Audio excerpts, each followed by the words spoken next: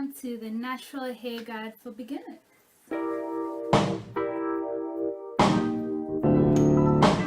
One for us. All my niggas in the whole wide world. Hi guys, I'm the girl with the fro and welcome back to my channel. Yeah, welcome back to the Natural Hair Guide for Beginners series, and this is episode 2 and we're going to be talking about porosity. Okay, now in part 1 we spoke about hair type, so right now you should actually know your hair type. Okay, so we're going to talk about porosity. If you haven't watched part 1, you can just watch it. I will link it in the description below. I will put the link in there so you can go watch it if you just to catch up. But today we're going to be talking about porosity. Okay, cool. Porosity is basically your hair's ability to absorb water and retain that moisture. Now this is very important because number one, I just want to point out that moisture comes from water and not products. Okay, so if you want to moisturize your hair, use water. Okay, we'll talk about that in part 3, which we're going to be talking about the products and that you should be using and whatnot. But here it's important to take away that your hair's ability to absorb that moisture, to absorb the moisture in the water and retain it is very important. Why? Because healthy hair is moisturized hair is healthy hair. Hair that's not moisturized is dry, and dry hair breaks, and hair that breaks doesn't grow. You see where I'm going with this? Good. Now there are a lot of tricks and all these little things on the internet on how to tell what porosity level that your hair is on, but actually it's too complicated for me. So what I did so I can see my level is you just have to see how your hair reacts to water. Okay, so just put some water in your hair, and if your hair absorbs the water very quickly but afterwards feels dry, your porosity levels are high. Okay, if it absorbs fast but doesn't retain that moisture, porosity level is high. Okay, if you pour water in your hair and it takes forever to dry, it's very low. The porosity level is low. But the good thing about low porosity is that once your hair finally absorbs that water, the moisture is locked in. It's not going anywhere. Unlike high porosity, what happens is that the hair is quickly moisturized, but you retain little to none of the moisture. Okay, now we have people who are in the middle, lucky people who are in the middle, who have medium porosity hair. These people retain moisture really well, have no issues, nothing at all. Their hair, their hair is moisturized all day every day, so we are not even going to talk about them. Okay, let's talk about high porosity levels. Now, like I said in the beginning, you can tell your hair has a high porosity level if it absorbs water fast but retains none of the moisture. So if you moisturize your hair, if you spritz a little water on it and then all of a sudden it's dry, but when you feel it doesn't feel moisturized, you have high porosity hair. Okay, high porosity hair. And with this type of hair, this happens because there are gaps in the structure of your hair, and it makes it impossible for the hair to retain that moisture. So what it does, the water literally just gets in and goes out. Imagine a plastic, right? You fill it up with water. There's water in there, it's not going anywhere. Now with high porosity hair, what happens is that because of things like heat damage and breakage, there are holes in the hair structure. There are gaps and holes in the plastic. And what happens is that although you put water in, it quickly goes out. Okay?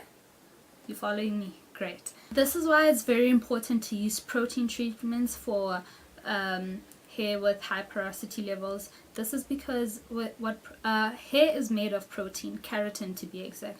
And what protein treatment do is like little patch jobs. They patch and fill up the gaps where the hair is damaged, and it enables a hair to not only absorb the moisture but retain it. So it's very important. If this sounds like how your hair reacts to water, number one, use protein treatments regularly. Okay, use protein treatments regularly. Also, another thing, use heavy oils and butters. This is because heavy oils and butters create a barrier around the hair, and therefore like the moisture cannot escape. Okay, use heavy oils like shea butter. Use heavy butters like shea butter, and use heavy oils like castor oil. Okay, those kind of things. You can just Google what are heavy butters and heavy oils, and that's for you. Now we're going to talk about low porosity hair.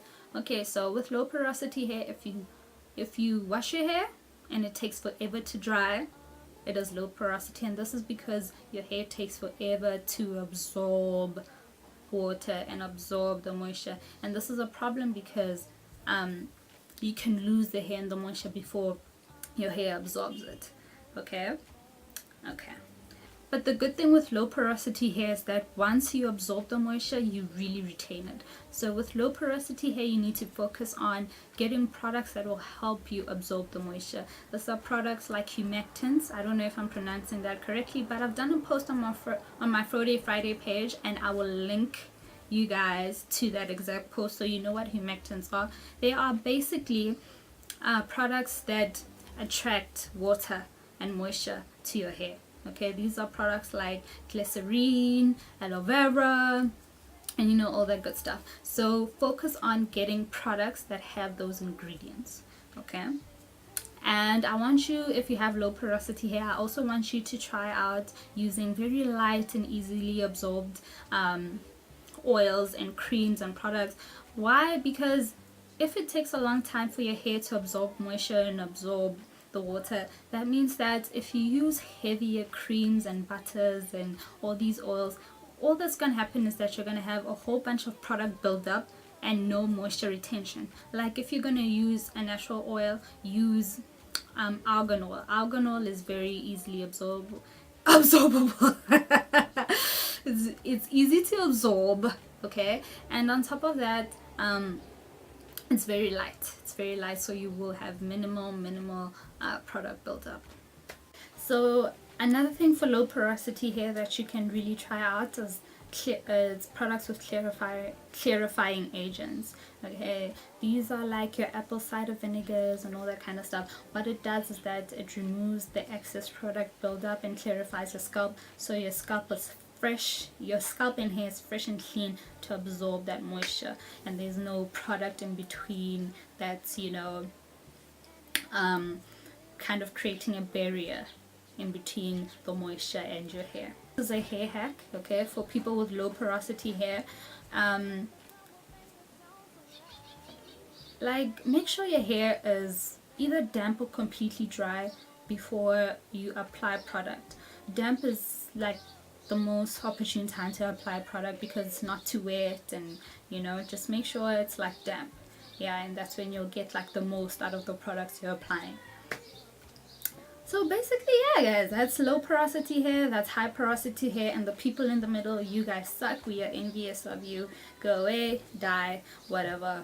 And I hope you guys, by the end of this video, I hope you guys know where you fall on the spectrum, whether you're high or low, and what kind of products that you should be needing. So now that you know your hair type and you know your porosity level, we are going to move on to products and building your hair care regimen. I want you guys to just keep all these things that I'm mentioning in your head as we move on in the series. Everything will just gel in together and it will make sense.